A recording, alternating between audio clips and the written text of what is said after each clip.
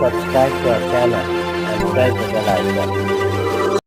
अस्सलाम वालेकुम, good morning friends, welcome to our YouTube channel sir Abdul Sattar Khan. 3.4 let's march 10th standard my English course book, इसके तीसरे video में आप तमाम का इस्तकबाल है। ये आपको हमारा वीडियो पसंद आए तो लाइक कीजिए, शेयर कीजिए, हमारे चैनल को सब्सक्राइब कीजिए, इस वीडियो को आखिर तक देखिए। वी कैन डू इट, अब इसका दूसरा हिस्सा है, उसमें वो कहते हैं कि हम ये कर सकते हैं। You may ask that what can one person do, आप ये सवाल पूछ सकते हैं कि एक अकेला आदमी क्या कर सकता है।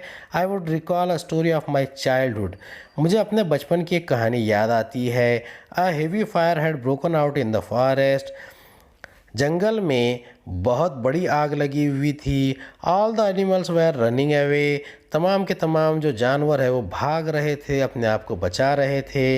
इंक्लूडिंग द लायन, जिसमें शेर जो जंगल का राजा है वो भी शामिल था। The king of the forest, suddenly then he saw a tiny bird rushing towards the fire, अचानक शेर ने देखा कि एक छोटा सा परिंदा, उन जानवरों ने देखा कि एक छोटा सा परिंदा, एक छोटी सी चिड़िया जो है वो आग की तरफ जा रही है, तेज़ी से जा रही है। ही आस्क्ड, यानी शेर ने पूछा, व्हाट आर यू डूइंग, तुम क्या कर रही हो। टू द लायन सरप्राइज, तो जब उससे पूछा रहे तुम ये क्या कर रही हो, तो शेर का के लिए जो जवाब था उस चिड़िया का वो बहुत ही हैरत करने वाला था। I am going to extinguish the fire, extinguish करना यानी बुझा देना। तो उसने क्या कहा, उसने जवाब दिया, I am going to extinguish the fire, मैं आग बुझाने जा रही हूँ। अब देखिए शेर के लिए बड़ी हैरत की बात थी, वो बहुत ही परेशान हो गया कि कैसी बात कर रही है।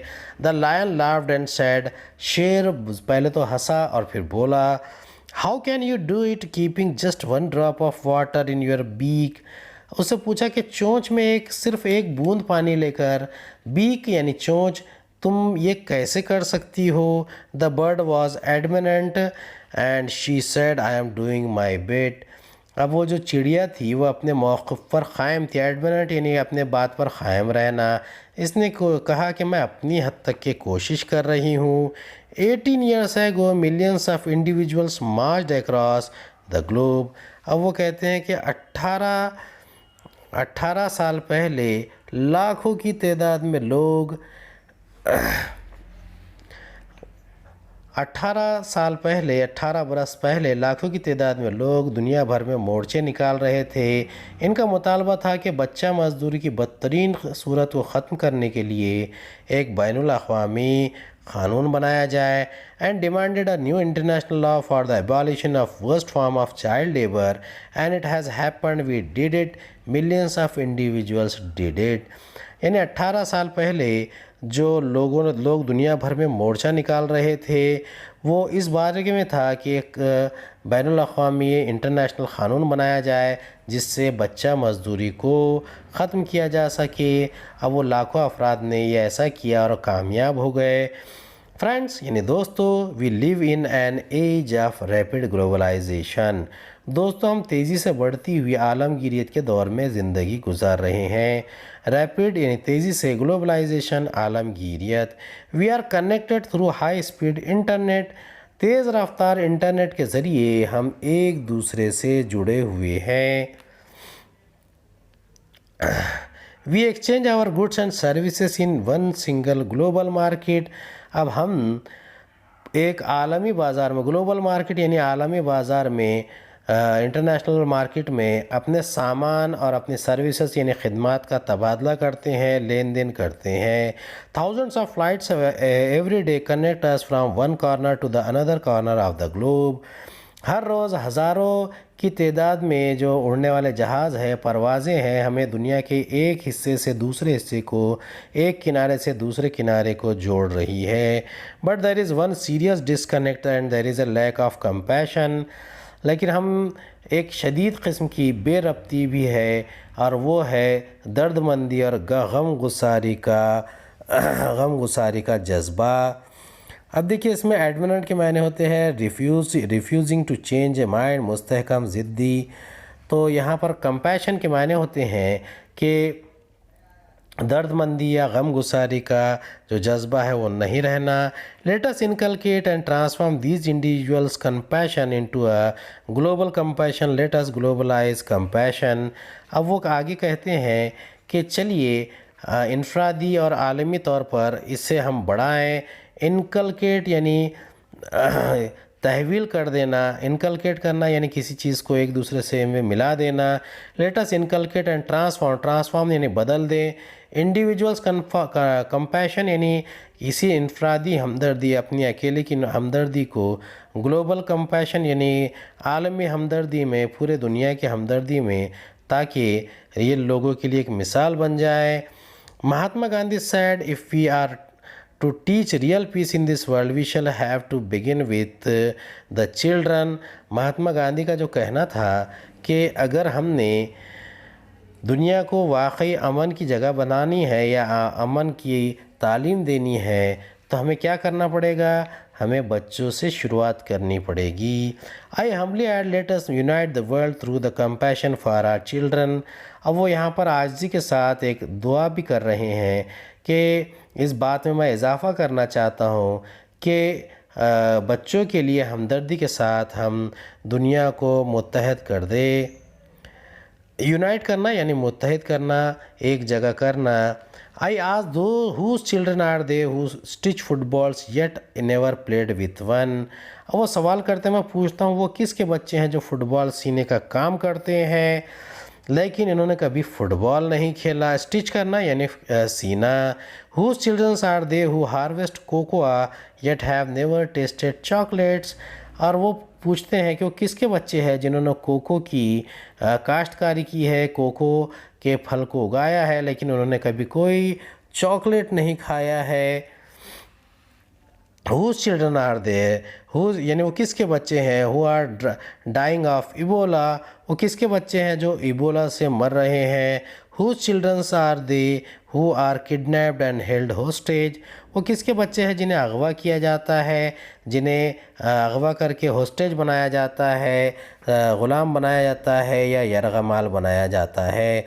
Hostage a person kept as a prisoner for demanding something. तो ये किसके बच्चे हैं, वो बार बार सवाल कर रहे हैं।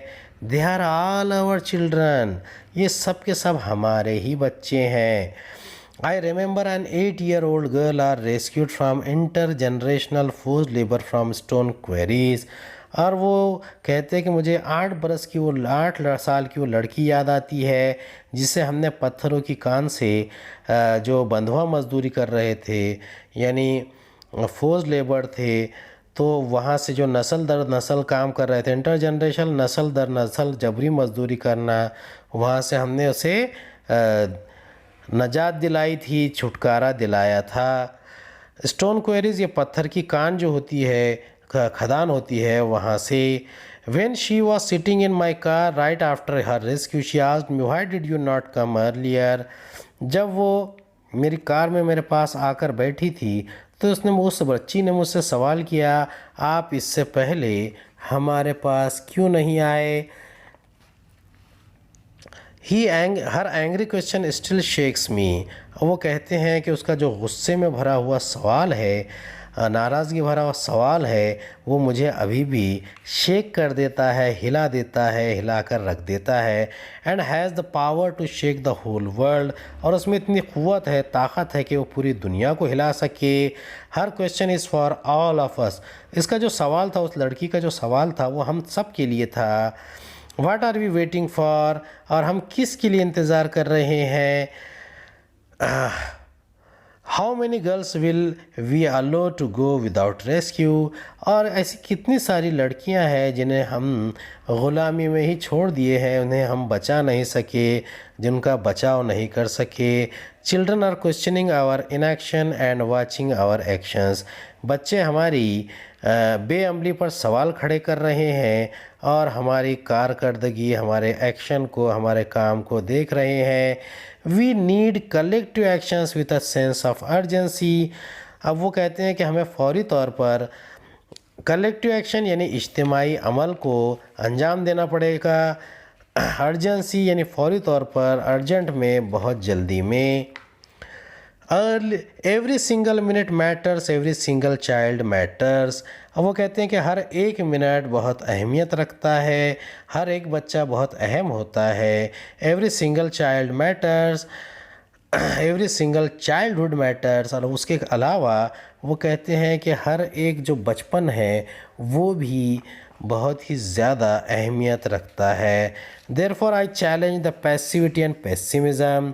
पैसिमिटी the state of accepting something without any reaction, यानी नाकारदगी, बेअमली, उसे पैसिविटी कहते हैं। और पेसिमिज़म के भी मायने बेअमली है। इसीलिए वो कहते हैं कि आई चैलेंज, मैं सवाल खड़ा करता हूँ, चैलेंज करता हूँ कि जो हमारी बेअमली है एंड पेसिमिज़म सराउंडिंग आवर चिल्ड्रन, और खनूतियत जो है फैली हुई है हमारे अतराफ़ में। I challenge this culture of silence and this culture of passivity, this culture of neutrality. वो आगे कहते हैं कि मैं चैलेंज करता हूँ इस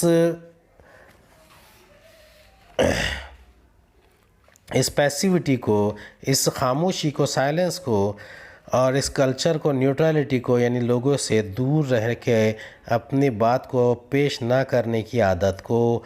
I call upon all the government, inter governmental agencies, businesses, faith leaders, workers, teachers and NGOs।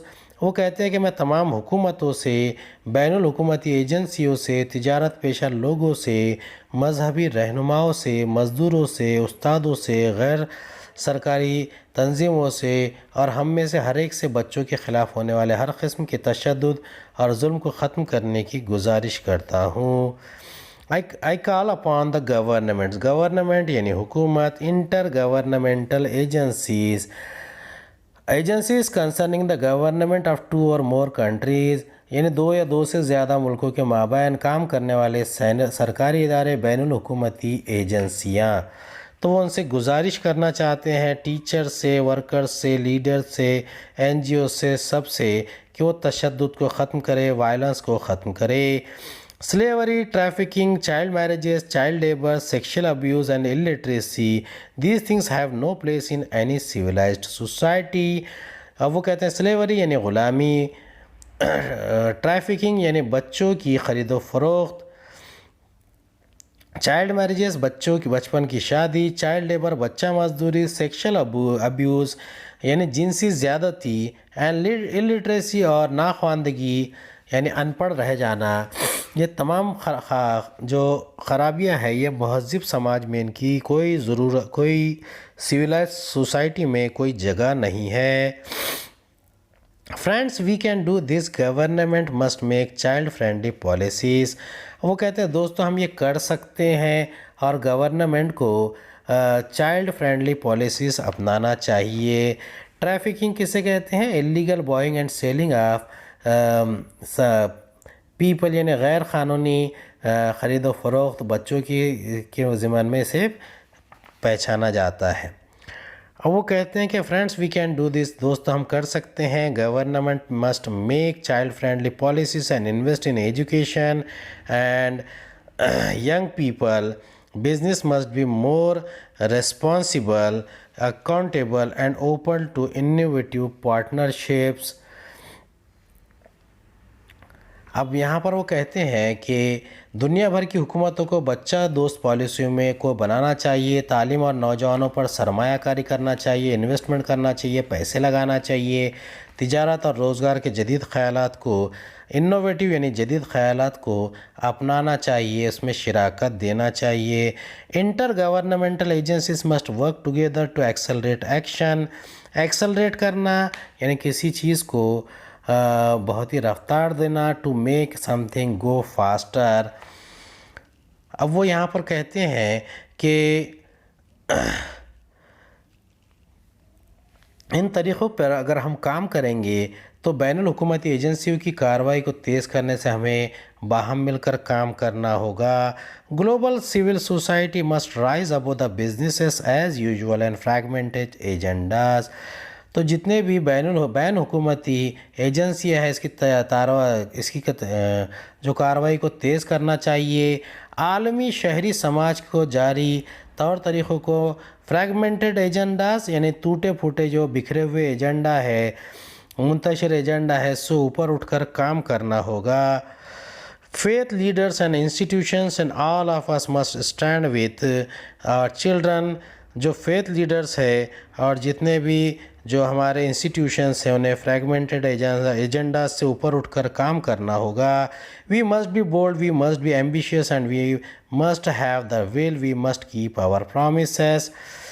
हमें दिलेर होने की बोल्ड होने की ज़रूरत है, हमें हौसलामंद यानी करेजियस एम्बिशियस होने की ज़रूरत है और हमारे क़ुव्वत इरादी बढ़ाने की ज़रूरत है और हमें वादा पूरे करने वाला बनना चाहिए, प्रॉमिस पूरा करने वाला बनना चाहिए।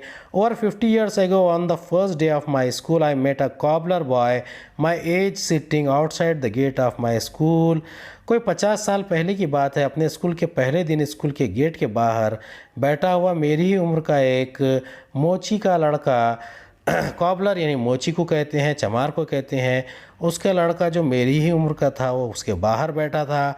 आई आस्क्ड माई टीचर्स, मैंने मेरे उस्तादों से टीचर्स से पूछा, why is he working outside, वो बाहर क्यों काम कर रहा है। Why is he not with us in the school, वो हमारे साथ स्कूल में क्यों नहीं है। My teachers had no answer, मेरा असातिज़ा के पास, टीचर्स के पास कोई जवाब नहीं था। One day I gathered the courage to ask the boy's father, और एक दिन मैंने इतनी हिम्मत जुटा लिया कि उस लड़के के वालिद से बात करूं। He said, sir I have never thought about it, we are born to work. और उस लड़के के, उस बच्चे के वालिद ने, बाप ने कहा कि हमने तो इससे पहले इस बारे में सोचा ही नहीं, हमारा जन्म तो सिर्फ काम करने के लिए हुआ है, जूतियाँ बनाने के लिए हुआ है। His answer made me angry, I still makes me angry. और उसके जो जवाब था उससे मुझे गुस्सा आ गया और अब मुझे आज भी उससे उस बात से गुस्सा आता है। As a child I had a vision of tomorrow, और बच्चा होने के बावजूद मैंने इस वक्त कल एक ख्वाब देखा था। अ vision of the cobbler bye sitting with me in my classroom, ये देखा था कि उस मोची का लड़का, उस चमार का लड़का मेरे साथ बैठे और क्लासरूम में तालीम हासिल करे। Now that tomorrow has become today, अब जो वो कल था वो आज बन गया है। I am today and you are today, today is time for every child to have a right to life, right to freedom, right to health, right to education, right to safety, right to dignity, right to equality and right to peace। अब वो आज मैं हूँ, आज आप हैं, आज वक्त है।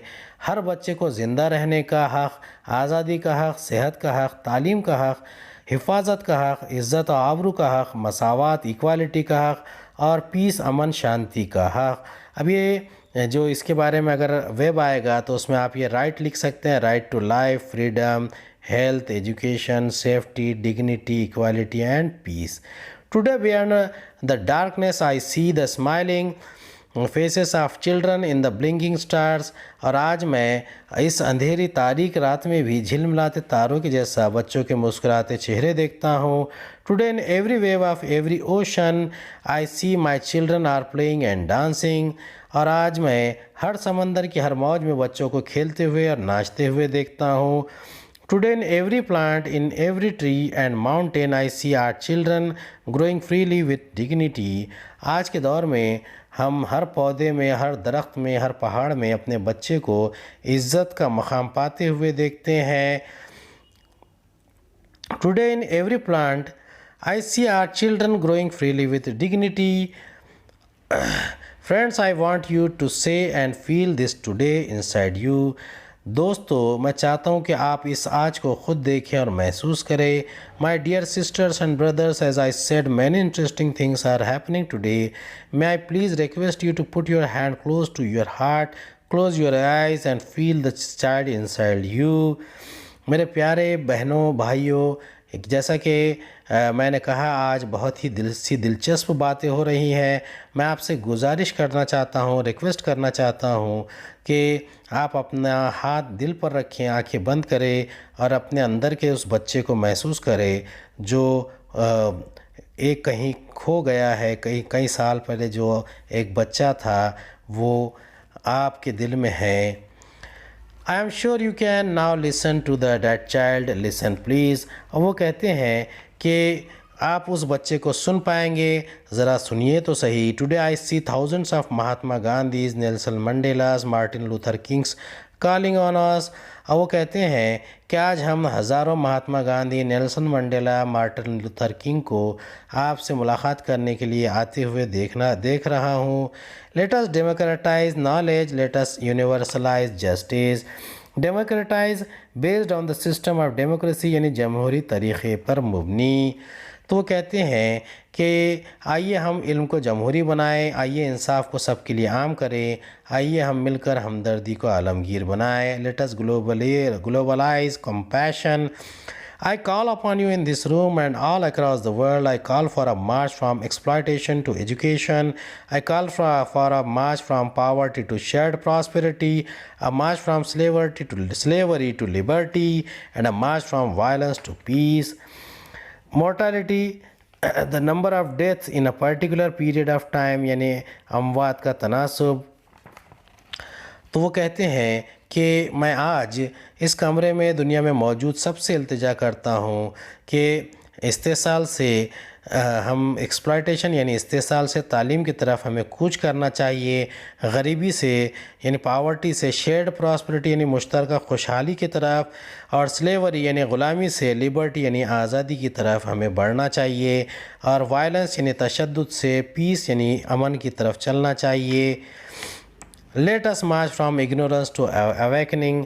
अब वो कहते हैं कि आइए हम जहालत से आगाही की तरफ चलें। इग्नोरेंस यानी जहालत, अवेकनिंग यानी जहाँ पर ख़ुद आगाह हो जाए, जाग जाए। Let us march from darkness to light. चलिए कूच करते हैं। लेट अस मार्च, आइए हम तारीकी से रोशनी की तरफ कूच करें। डार्कनेस यानी तारीकी, लाइट यानी रोशनी। Let us march from mortality to divinity. Let us march, और आइए हम फ़ना से बका की तरफ कूच करें। डिविनिटी यानी काबिल परस्तिश शख्सियत को भी कहते हैं, लेकिन यहाँ पर डिविनिटी के मानी है बका होना, हमेशा बाकी रहना। Nobel acceptance speech by Kailash Satyarthi. ये कैलाश सत्यार्थी की नोबल इनाम कबूल करने की तकरीर है। उम्मीद है आपको हमारा वीडियो पसंद आया होगा। अगले वीडियो में दोबारा मुलाकात होगी। खुदा हाफिज़।